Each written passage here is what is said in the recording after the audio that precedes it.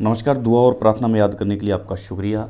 वक्त हो चुका है दूसरे विश्लेषण का। कल हमने आपको बताया था, काफ़ी लोगों ने हमें ये भी बताया था कि अ, हनुमान बेनीवाल है जो किसान नेता है, इस प्रकार की बातें जो हुई थी, लेकिन मीडिया के अंदर एक भ्रामक पेशकश है वो चलती आ रही है। कल हमने उसका कुछ हिस्सा है जो आपको बताया था, लेकिन अब हम जो हिस्सा बता रहे हैं वो ये है कि गडकरी से लड़ने वाले थे हनुमान बेनीवाल। क्या वजह थी भिड़ने की?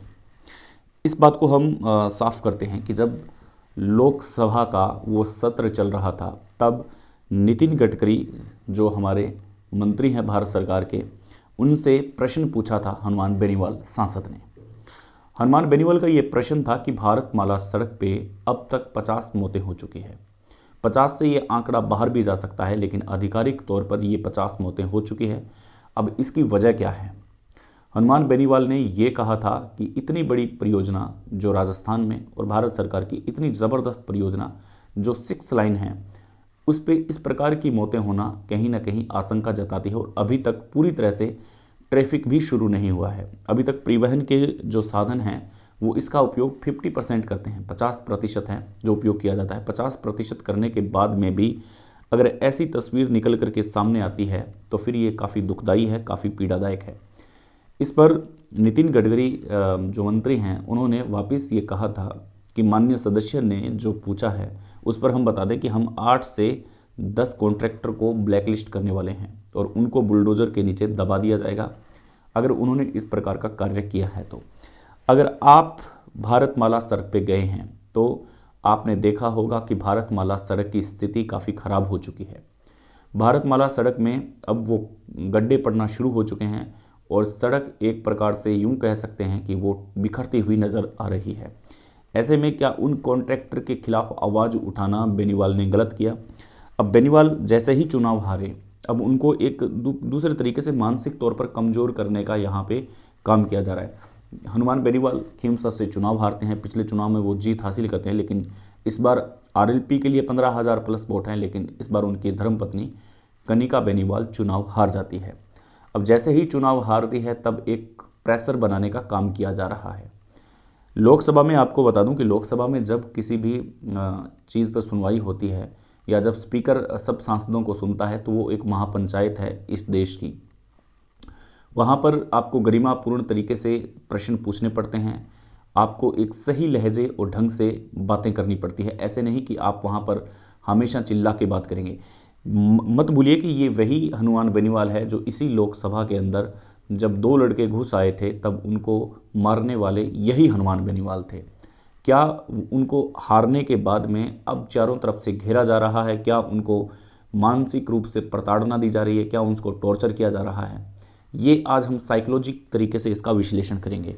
हनुमान बेनीवाल चुनाव हारते हैं, चुनाव हारने के बाद में उन पर थोड़ा सा कहीं ना कहीं दबदबा ख़त्म हो, कहीं रुतबा ख़त्म हो।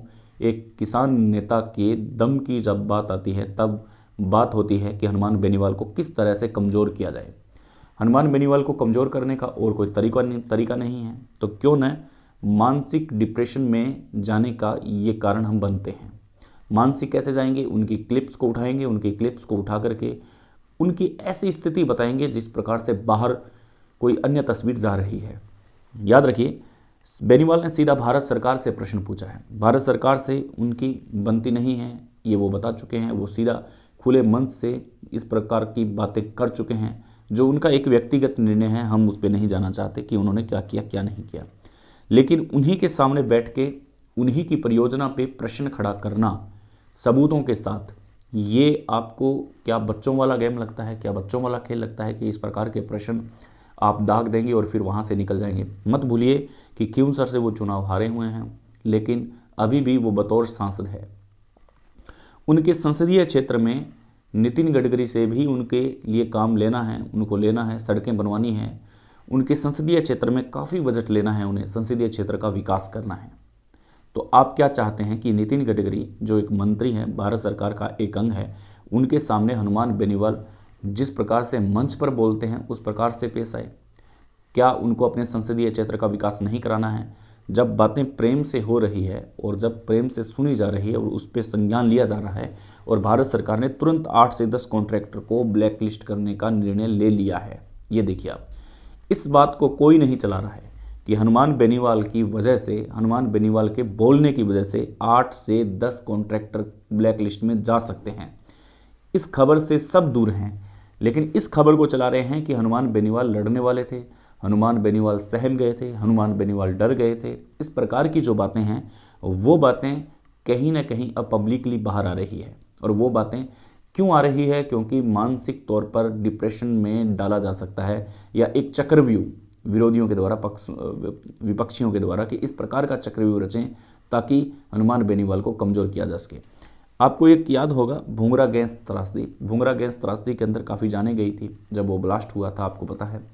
लेकिन उसके अंदर रविंद्र सिंह भाटी जो शिव से विधायक है, उन्होंने अपने एक वक्तव्य में कहा था, जब वो छात्र राजनीति कर रहे थे, कि हनुमान बेनीवाल का बहुत बहुत आभार, धन्यवाद, जो भारत की संसद में ये मुद्दा है जो भूंगरा गैस त्रासदी का, उन्होंने रखा है। अगर हनुमान बेनीवाल नहीं होते तो भारत सरकार का ध्यान इधर नहीं जाता।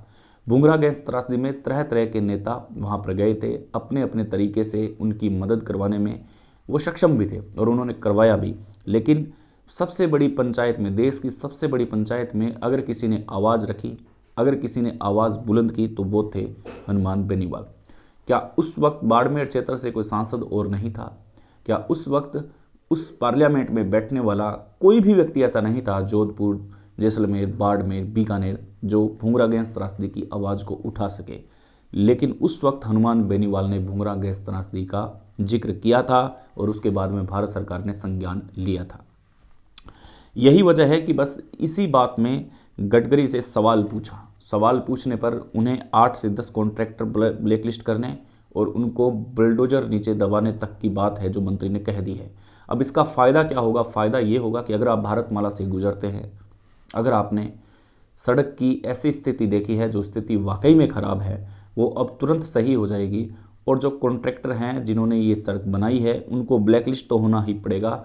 इसके साथ साथ जो उनकी रुकी हुई पेमेंट है, वो उनकी पेमेंट वापस नहीं आएगी। यूँ कह सकते हैं कि 8-10 कॉन्ट्रैक्टर जिन्होंने घटिया निर्माण किया है, जिन्होंने पैसा बचाने का काम किया है, उनकी ज़िंदगी अब दांव पर लग चुकी है, क्योंकि ये मंत्री ने खुद कह दिया कि उनको बुलडोज़र के नीचे दबा देंगे। बुलडोज़र के नीचे दबाना मतलब ये है कि उनकी जो पेमेंट है, वो पेमेंट अब उनको नहीं दी जाएगी, उनके बिल पास नहीं होंगे और उनकी कंपनी को ब्लैक लिस्टेड कर दिया जाएगा। ऐसे में या तो जो कॉन्ट्रैक्टर है वो वापस से सही काम करेंगे, या जो नया काम जहाँ चल रहा है भारतमाला में, जहाँ पे 50 मौतों से ज़्यादा हो चुकी है, वहाँ पर अब नए कॉन्ट्रैक्टर है वो सही सड़क का निर्माण करेंगे।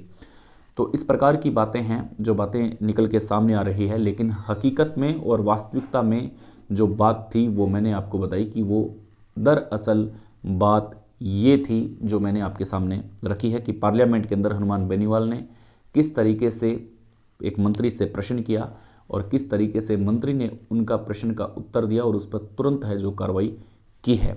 मिलते हैं नए वीडियो में, तब तक के लिए नमस्कार। बने रहे हमारे साथ। जय हिंद, वंदे मातरम।